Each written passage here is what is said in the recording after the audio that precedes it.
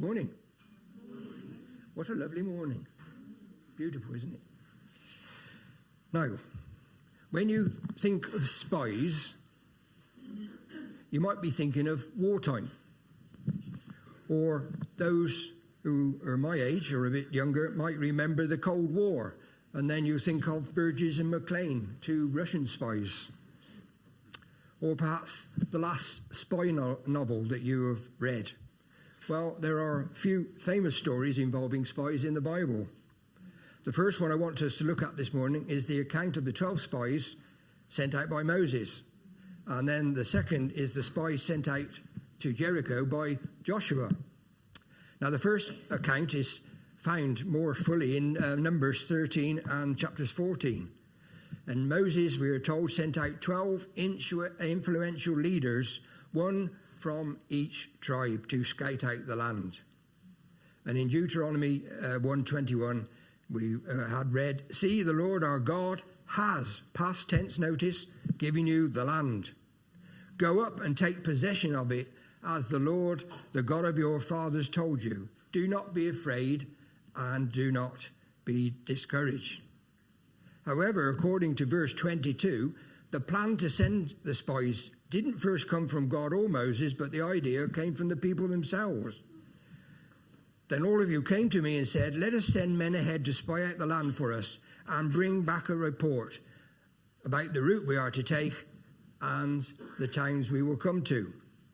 Verse 23 says, "Moses replied, 'The idea seemed good to me, so I selected 12 of you, one man from each tribe.'"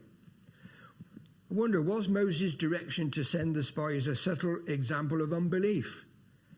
Because if you think about it, there was no reason to do so. It might sound good in the world's eyes to go and spy out the land, but God has said, "I've already given you it." They should have known that. Because in Exodus 3 in verse 8 it says, "Right at the beginning of God's deliverance from Egypt, God said to Moses, 'I have come down to rescue you from the hand of the Egyptians and to bring you them out of that land into a good and spacious land, a land flowing with milk and honey.'" And in Ezekiel 20 verses 5 and 6, "This is what the sovereign Lord says. I swore with uplifted hand to the descendants of the house of Jacob and revealed myself to them in Egypt. With uplifted hand I said to them, 'I am the Lord your God.'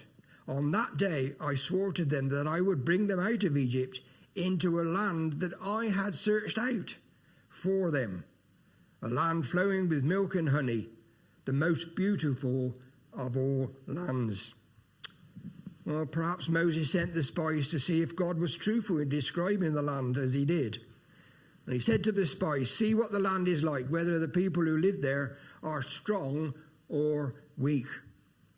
In some sense, this was a dangerous question to ask. Because if they thought the people of Canaan were strong, they might be afraid to go into the land and conquer them, which is what happened, of course. And if they thought they were weak, well, they might entertain trusting in their own strength. The spies followed Moses' direction and thoroughly investigated the land. But there's a hint, if you look at Numbers 13 and verse 27, that perhaps the spies seemed to sense that they were more on a mission from Israel than from a mission from God. We read there, "They gave Moses this account. 'We went into the land to which you sent us, and it does flow with milk and honey. Here is the fruit. But the people who live there are powerful, and the cities are fortified and very large. We even saw descendants of Anak there. The Amalekites live in the Negev. The Hittites, Jebusites, Amalekites, and all the otherites live in the hill country. And the Canaanites live near the sea and along the Jordan.'" And then in verse 26 we have, but you were unwilling to go up." Verse 32 also says, "In spite of this, you did not trust in the Lord your God." I like the authorized version there. It says, "nevertheless," or "notwithstanding." The word is a strong way to make a contradictory statement. It means despite of all that, despite of all that God has done for you, the message from the 10 spies, all well-respected leaders, note, was, the land is wonderful, as God promised. Nevertheless, we can't conquer it.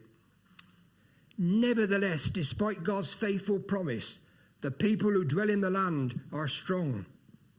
Nevertheless, despite God's faithful promise, we saw the descendants of Anak there. Nevertheless, despite God's faithful promise, the Anakites live in the Negev, the Hittites, Jebusites and Ammonites live in the hill country, and the Canaanites live near the sea and along the Jordan, and there isn't any room for the people of Israel. I don't know about you, but it's hard to imagine a report more unbelieving and unfaithful to God than this. Their report recognized the faithfulness of God's promise, the truth of his word, and yet they said, nevertheless, despite all that, we can't conquer the land.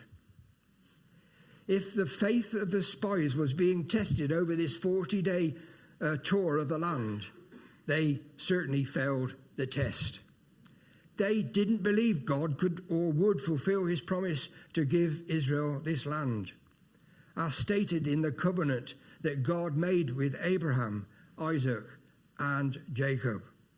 Only 2 spies disagreed with their prognosis, and that was Joshua and Caleb. And tragically, we know the Israelites, with great weeping, decided that they didn't want to enter the land. And they plotted to replace Moses with someone who would take them back to Egypt. Wow. Unsurprisingly, God was angry. Consequently, that generation of Israelites would wander 40 years in the desert and eventually die there. All men 20 years and older. What a story of utter failure. A whole generation perished. And as an aside, interestingly, the 9th day of the biblical month of Av, which is August, is the saddest day of the year for the Jewish people. On this day, they fast from all food and water. Why is this day a day of mourning? Because on this day, some of the most horrendous tragedies in Jewish history have occurred. The first recorded incident in the story of the 10 spies and their bad report. Additionally, both temples were destroyed on this day. On this day in 1290, all the Jews were expelled from England. And in 1492, all the Jews were expelled from Spain. On August the 2nd, 1941, the right leader of the Nazi Party, Heinrich Himmler, formally approved approval from the Nazi Party for the final solution. And as a result, a Holocaust began, during which almost 1/3 of the world's population of Jews perished. So we'll go back to our story. What went wrong? Well, the simple fact is the Israelites didn't have faith in God. How is that even possible? They had witnessed the crossing of the Red Sea, the plagues and the triumph over Egypt, the then superpower of the world. They already defeated powerful enemies. How could they not trust God again? In Hebrews 11 verse 6 says, we read, without faith it's impossible to please God. It had been about 1 year after leaving Egypt when they went to spy out the land.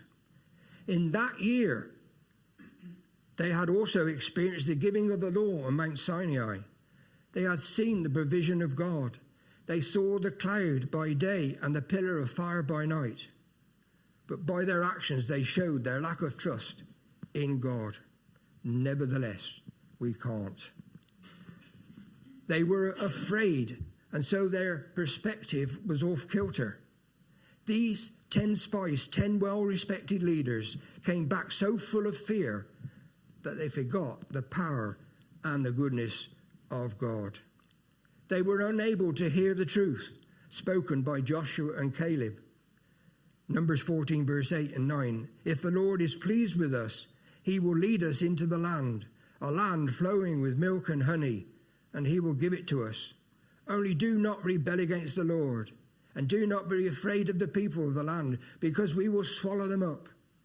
Their protection is gone, but the Lord is with us. Do not be afraid of them. Perhaps the Israelites liked their life in the desert. Just think about it. After all, it had become comfortable for them. God provided everything for them. His presence was in the center of the camp. They didn't have to work to provide for their families. They were just able to sit back and bask in God's presence all the time. Whatever their motivation, it angered God. And in Numbers 14, verses 11 and 12, the Lord said to Moses, "How long will these people treat me with contempt? How long will they refuse to believe in me, in spite of all the miraculous signs I have performed among them? I will strike them down with a plague and destroy them, but I will make you into a nation greater and stronger than they." The generation of Israelites never entered the promised land. They had missed their God-appointed time. Their actions sabotaged their future. Only the next generation had the chance to enter the promised land. 40 years later. Act 2. We're going to look now 40 years later.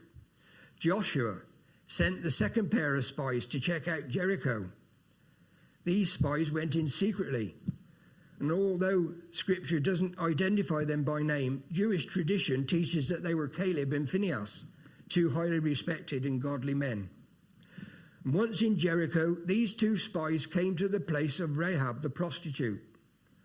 Some believe she could possibly have been the innkeeper. Regardless, her establishment was a place travellers frequented. Why did they go to the harlot's house?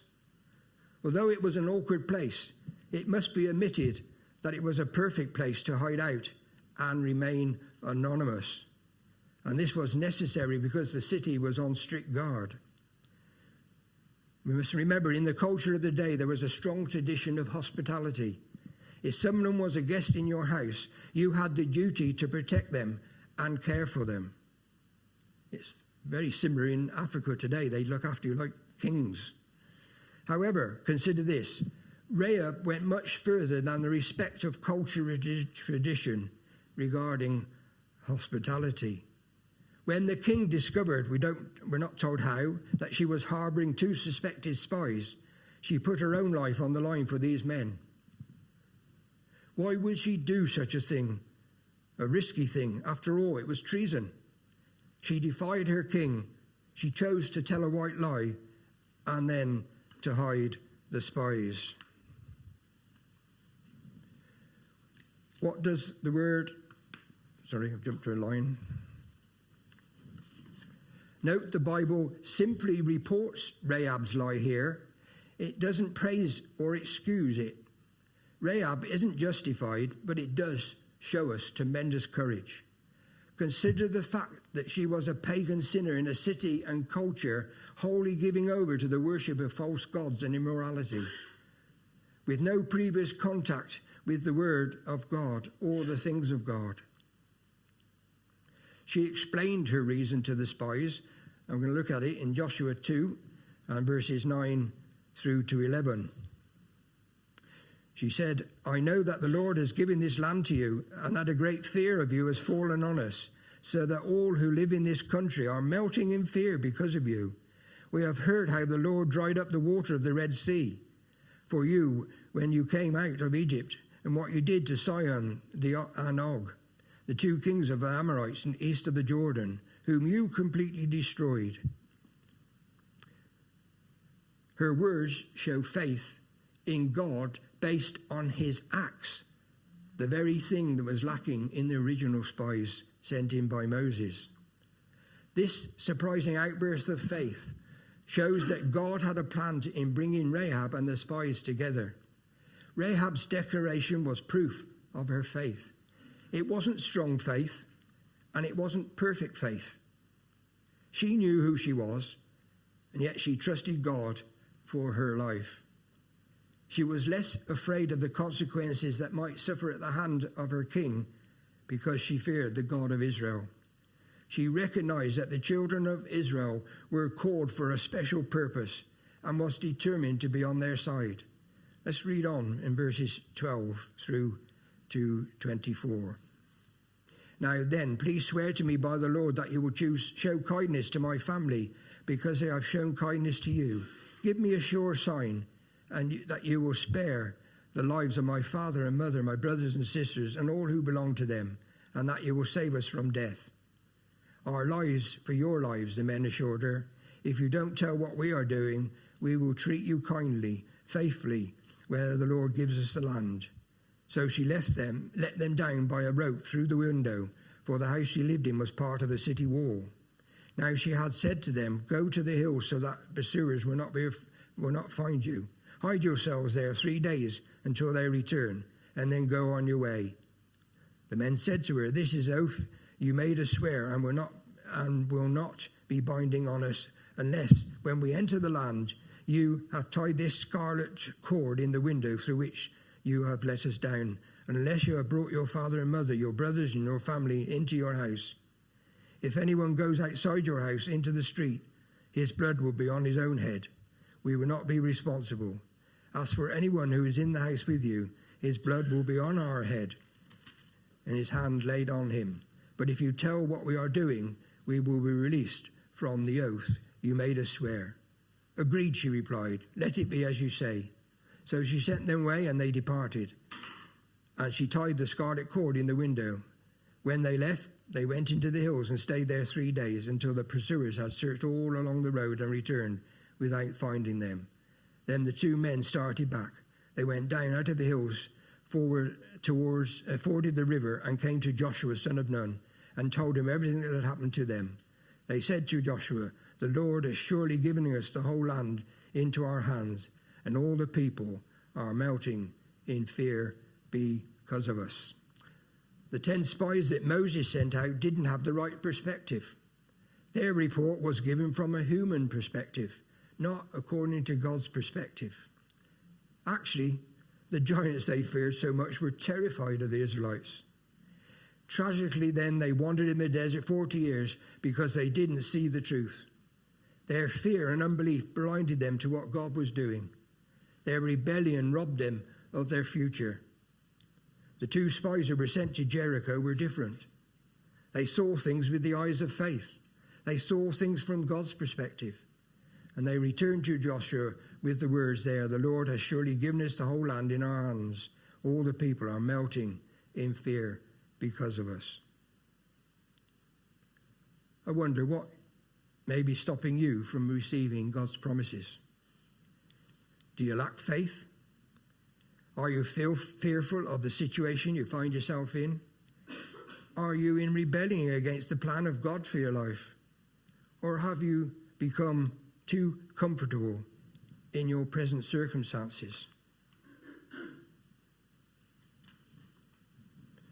What does the word say about faith?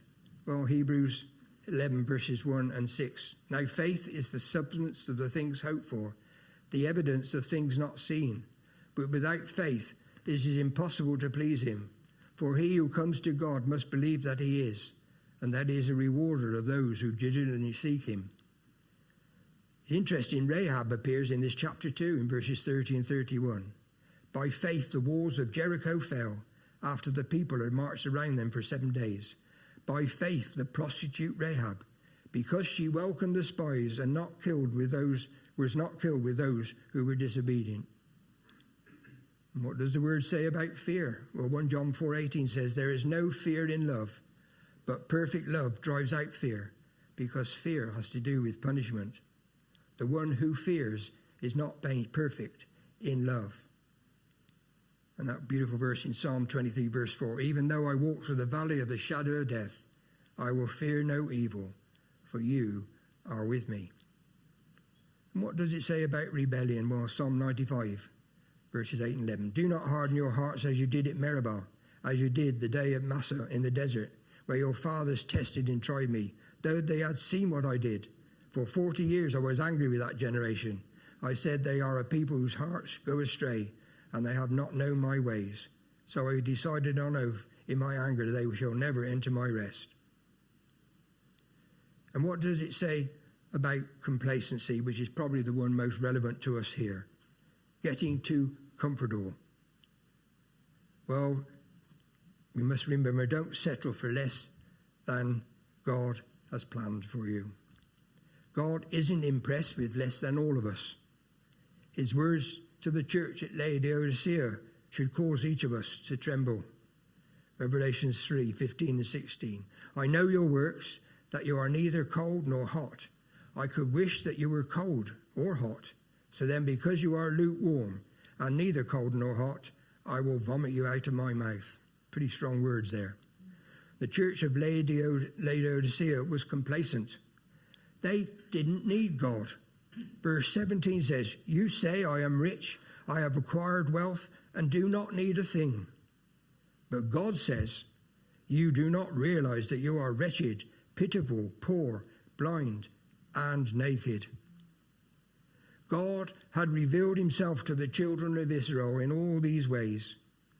He made a way through the sea, worked miraculously on their behalf, kept his promises to their fathers, provided fire by night during their journey. And yet the people said, nevertheless. Don't make the mistake then of the 10 spies. God is able to bring each of us to the place he has planned for us. Don't let fear, lack of faith, complacency, or rebellion derail our life from what God wants for us. Amen.